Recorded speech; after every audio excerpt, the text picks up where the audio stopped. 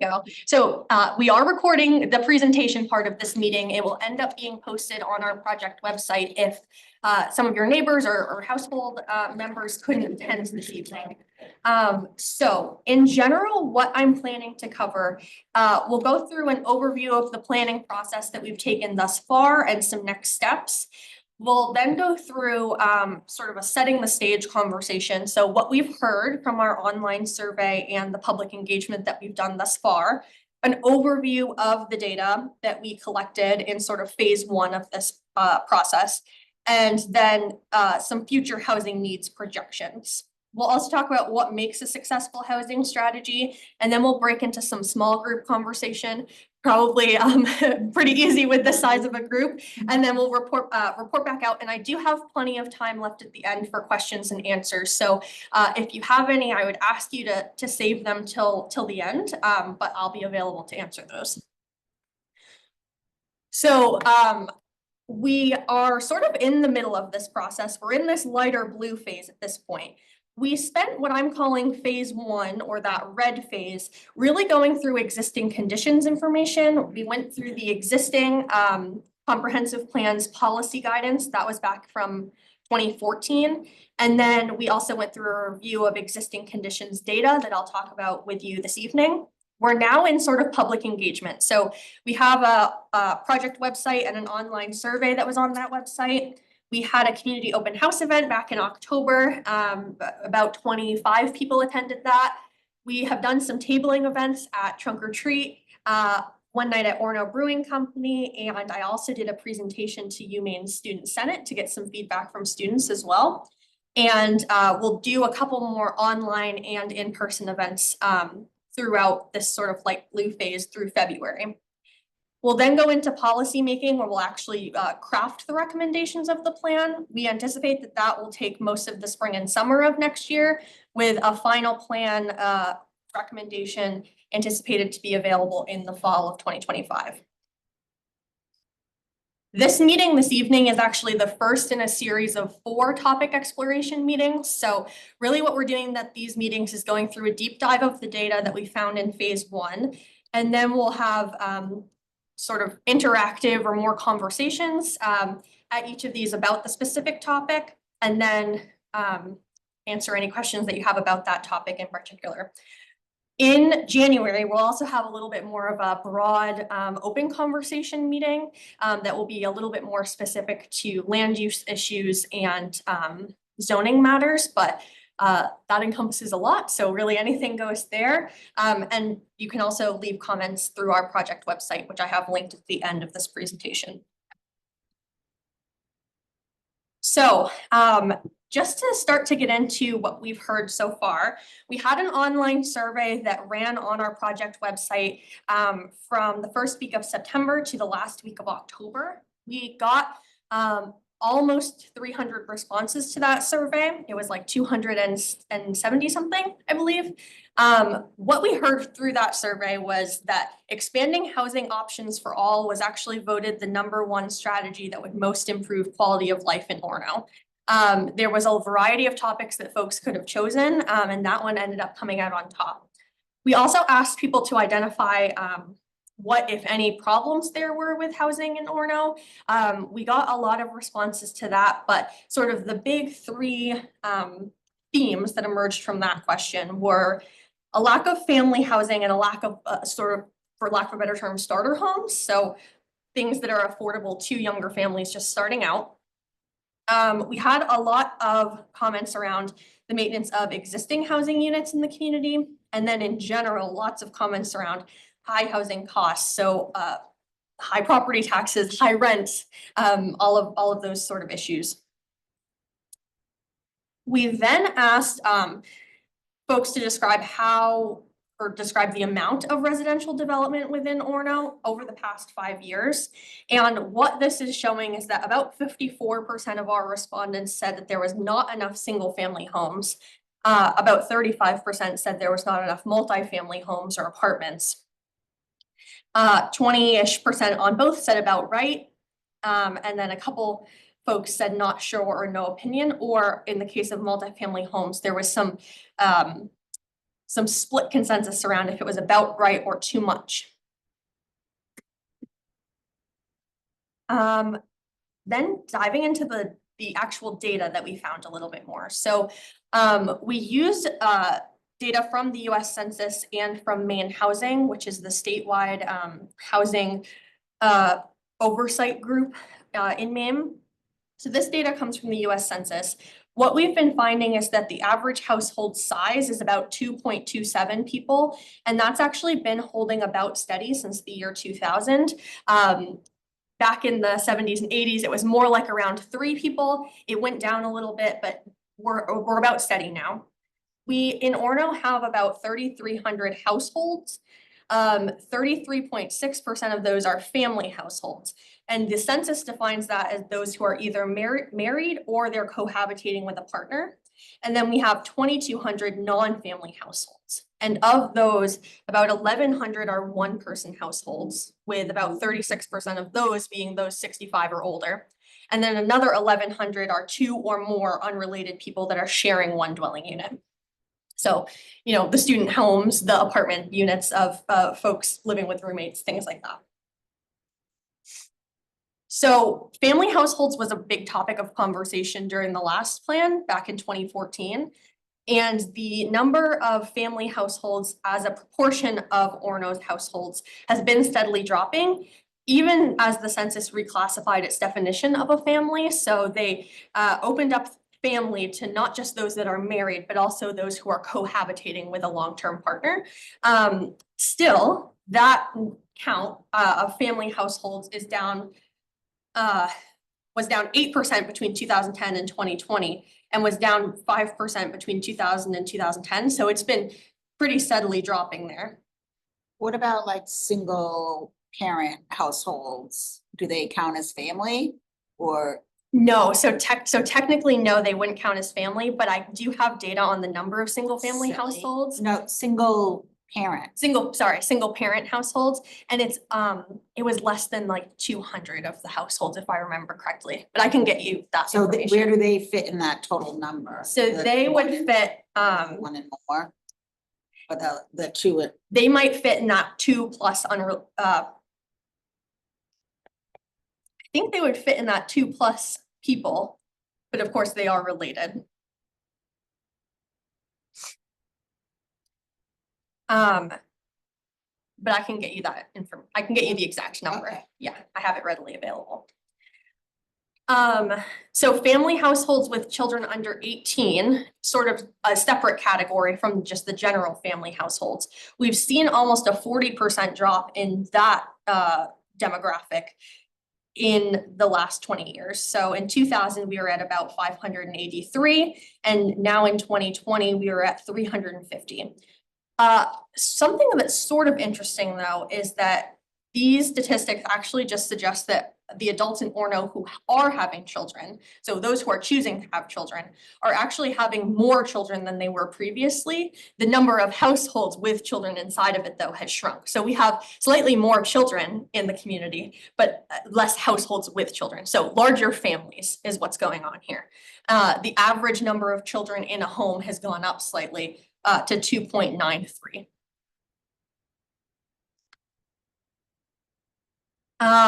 So getting into sort of our housing stock information, of the occupied units in Orono, 51% are single family detached dwelling units. That number does not include mobile homes, which are sort of considered a separate category. Then 26% are mid-sized apartment buildings, and the census classifies that as between 2 and 9 dwelling units.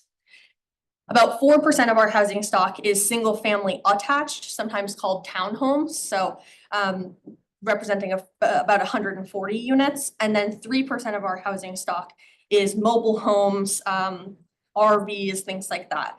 I will say that the town has adopted standards that allow for accessory apartments. That's sometimes called in-law apartments or ADUs.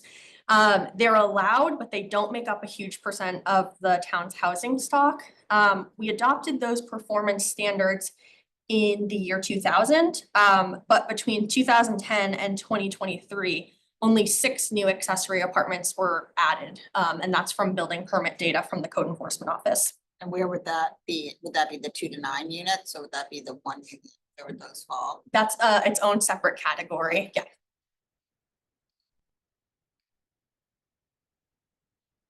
So in terms of the age of our housing stock, from 2010 to 2023, we added a net total of 560 dwelling units, but a lot of those were in these larger student housing complexes that we're now familiar with. So the reserve was almost 200 units that was constructed in 2012. And then the Ave was 272 units, and that was constructed in phases beginning in 2015. In general, in terms of the rest of our housing stock, as you can see, about 24% is from 1939 or earlier. We had a little bit of a housing boom in the 80s and 90s, and a little bit of a housing boom again in the 2000s to about 2020. But in general, our housing stock tends to be older than other communities in the region.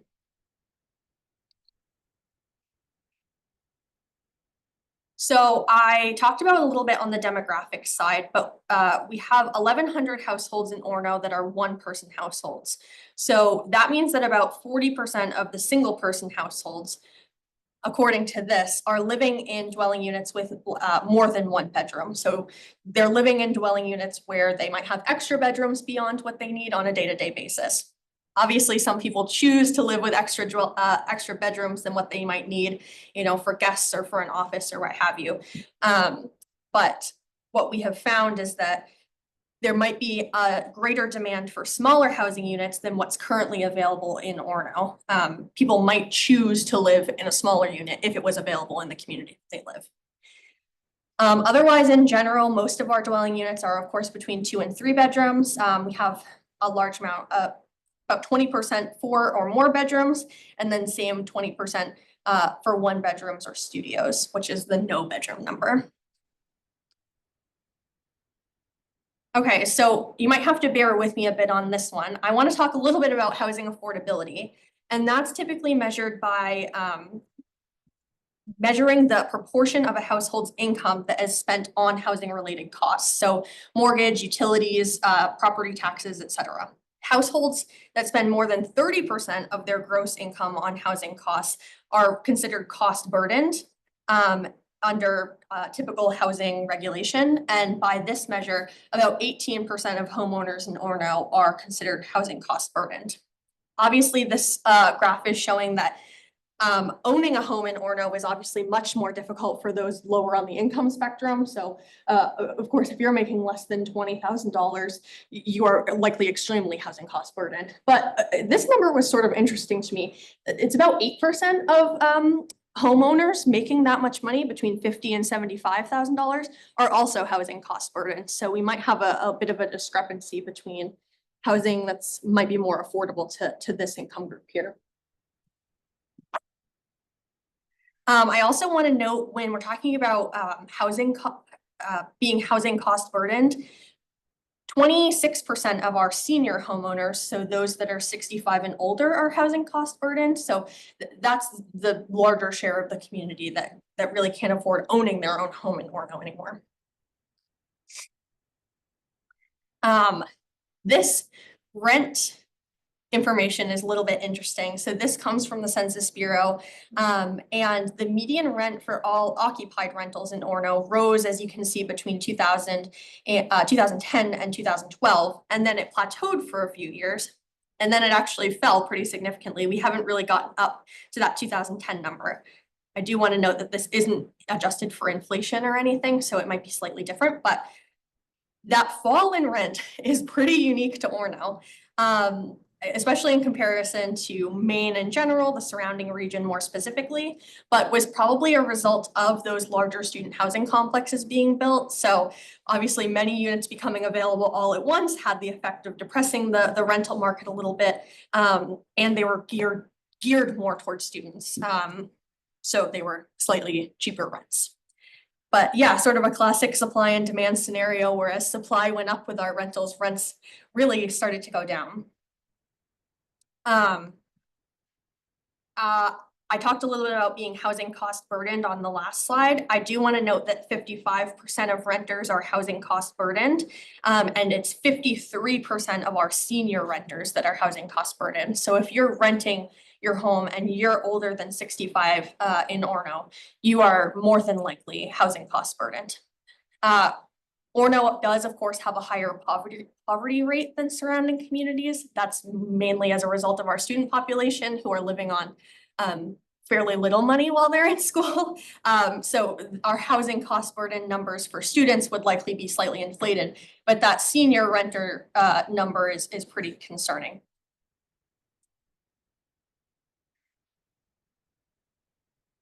The state asks us in comprehensive plans to end up projecting housing needs. So what we need to first do is understand our average household size. So a lower average household size leads to more housing demand, as much as an influx of new residents would drive up housing demand. So under the average household size in 1970, we would have needed 334 new units to accommodate 1,000 people. But if the average household size that we have now, which is 2.27 holds, we'll need to add at least an additional 431 housing units to accommodate the projected increase in population in Orono. Obviously, we easily outpaced that target between 2010 and 2023 when we produced a net 560 units. But of course, we were also operating in an economy with lower interest rates and fairly significant out-of-state investment in the large housing complexes that were more geared towards students. I want to talk a little bit more about our projections. So the Maine State Economist's Office releases population projections rather. They're projecting that we'll increase to about 12,100, and that's based on previous increases in population that we've observed over the past about 40 years. We can create a little bit more specific housing population projections if we take age groups. And so we're projecting between 12,100, that's the Economist number, and 12,900. The 12,900 number would include a growth in the elderly population, those that are 75 and older, with some shrinkage in what we're calling the adults of prime child rearing age, which is between 25 and 44, without some sort of intervention from the community. Sorry, my voice is going a little bit. I'm getting over a cold, but I'll try to get through my last few. So I talked about this on the demographics slide, but there is a discrepancy between the available housing units in Orono and people's actual day-to-day housing needs. So about 1,100 households are one-person households, but there are only 682 one-bedroom or studio housing units in the community. That means that about 40% of the single-person households, about 426 people, are living with those extra housing units or extra bedrooms beyond what they would need on a day-to-day basis. So providing some units that would allow those households to have the choice to downsize ends up having a positive impact on the rest of the housing system in the community, as those larger units can be sort of made available on the market for those who need them, like larger families. Obviously, we've projected some loss of family households in the community over the past 20 years and into the next 20 years. So aiming to provide housing for the entirety of the lifespan will be pretty important as we plan for the future. Then I mentioned that we have a lot of senior households that are cost burdened, both rental and ownership. We're looking at needing about 318 affordable senior households that are either for rent or to own in our planning timeframe of 15 years. Okay. So I'm coming from other communities where we worked on housing strategies and comprehensive plans that addressed sort of the housing needs of the community. What ends up making a successful housing strategy is sort of a multi-pronged approach. So carrot and the stick. Carrot being the direct financial investment. So grants, creation of a housing trust fund, essentially grants as well, affordable housing TIFs or credit enhancement agreements. Again, essentially grants or public funds to stimulate housing development. And then on the other side, you're looking at the stick, so policy interventions, requiring inclusionary zoning, so requiring a certain number of units that are built in a development to be affordable, removing regulatory barriers to development, specifically the kind of development that the community needs the most. So affordable senior units, starter homes, things like that. And then another thing that communities across the state are doing, which isn't as huge of an issue in Orono, is what the data is saying, is regulating short-term rentals and regulating and requiring maintenance of properties. We don't, and I'm saying the short-term rentals because we don't have a huge short-term rental number in Orono. It's fairly low. Okay.